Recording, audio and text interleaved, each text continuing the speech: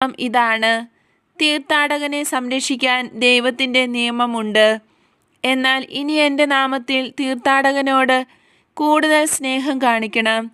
നിങ്ങളോട് ആരെങ്കിലും ദൈവനാമത്തിൽ ഒരു കഷ്ണം റൊട്ടിയോ ഒരു തുള്ളി വെള്ളമോ അന്തി ഉറങ്ങാൻ ഇടമോ ചോദിച്ചാൽ ദൈവനാമത്തിൽ തന്നെ അത് കൊടുക്കുക.